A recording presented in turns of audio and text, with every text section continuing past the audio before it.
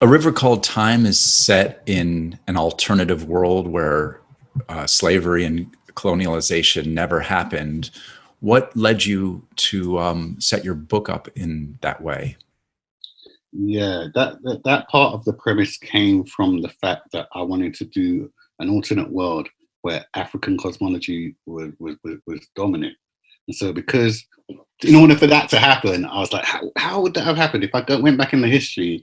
What would have changed, or pivoted or diverted from our history in order for that to happen? And then it hit me. It's like, yeah, it would have to be that slavery and colonization had never happened.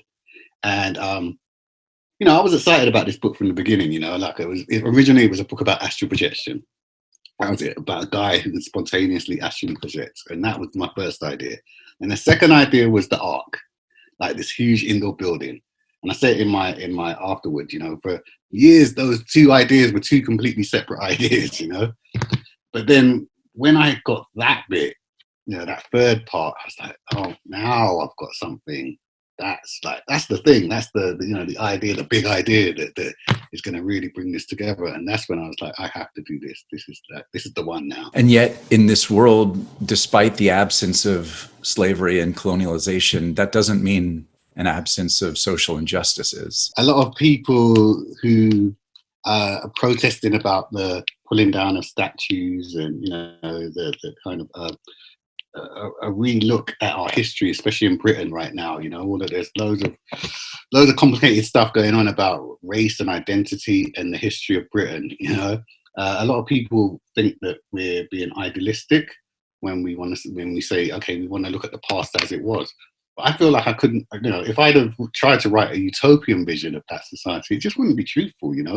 If you look back at Africa's past, and if you look back at humanity's past, when did utopia happen? What I mean? Like, I'm sorry, I feel like I missed it somewhere. Like, it was never perfect, And I wanted to explore class inequalities, and I wanted to explore them not exclusively, but I wanted to concentrate on that a bit.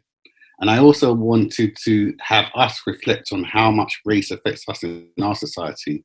So I felt like if I could remove it, just like you would with an allergy, in a sense. If you're a doctor, you say, okay, we want to find out what ails you. So we're going to take away this and take away this and take away this. And then we're going to reintroduce it bit by bit and see what's the thing that really irks you or ails you. If I did that with race, then it might make people more aware of what the problems are when they, oh my God, this is it. So that's what I tried to do with this book.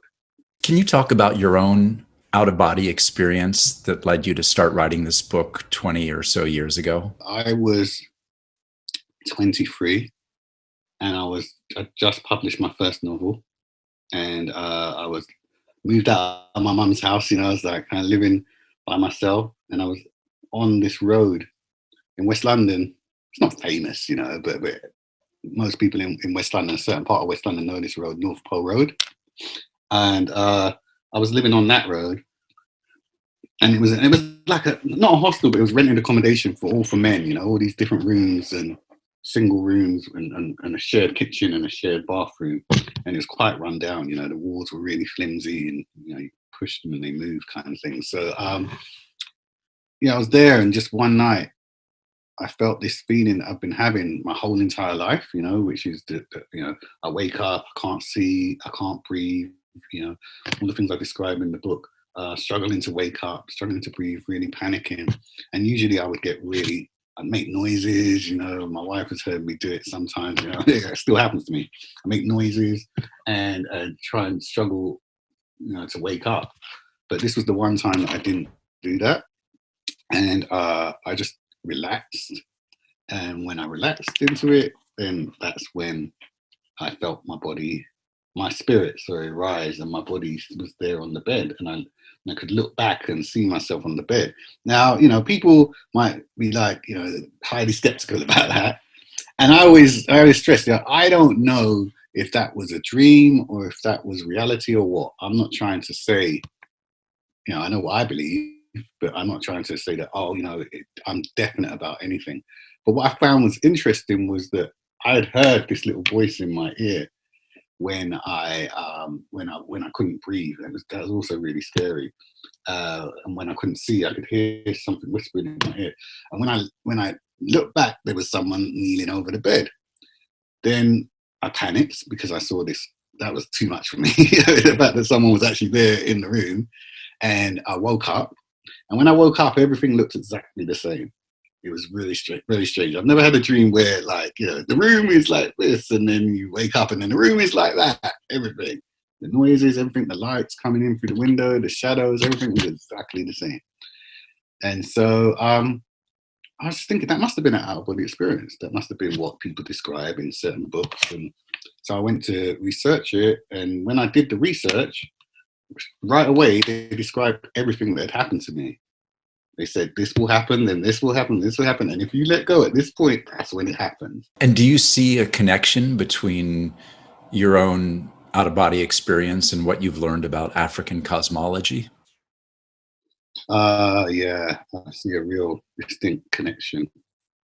I feel like I was almost being shown the way, but not in the literal sense that Marcus is in that. In the book, you know, it's not as literal as that, but it seems really strange because I went on this crazy journey from that point onwards, which spanned 18 years, 20 years or so, and got me to this point where I'm now sitting here talking to you about it. And so it was obviously meant to happen, and it's helped me grow in so many ways. You know, it's the one book out of all the books I've written, and all of them stay with me to a big degree, but this is literally like tattooed on my body. I mean, this book, and was from day one. And people are like, are you crazy? Why are you doing that? And it seemed like I was nuts at the time, I think, to everybody, because they're like, why are you got a big tattoo on your arm about this book, you know, that has to do with this book. It's like a representation of the chakras. I got into meditation and spirituality and all these things, and I read up on it for like 20 years, and it seemed that, for what reason? And then all of a sudden it's like, oh, it actually makes sense. What's the first song on the soundtrack to A River Called Time? There's so many, Johnny. There's so many. You know what? One night, again, I was lying in bed, and this was in my hostel room that I moved to after that place. And this was in Ladbroke Grove, Bevington Road. And I went to sleep, and I left the television on, and I used to have cable. So MTV was on. And I went to sleep, and I woke up. I woke up, and the Pyramid Song was playing, right? And with the big video, I had a massive TV, and the video came on, and I literally woke up, and I heard the song, and that's what I saw, the Pyramid Song, Radiohead. And the lyrics were exactly my book. I was just like, what is going on? That was another one of those weird things. This is crazy. Like, this means something. You've been a writer on Steve McQueen's film anthology series, Small Axe. And I believe that you and Steve McQueen co-wrote the second film, Lovers Rock, which has perhaps more dancing in it than almost any film I've ever seen, or I've probably only seen one or two with that much dancing. Was that the intention from the very beginning when you all started writing Lovers Rock? Yeah, pretty much. Yeah. We all knew what we wanted to do. This is going to be one night in the blues dance.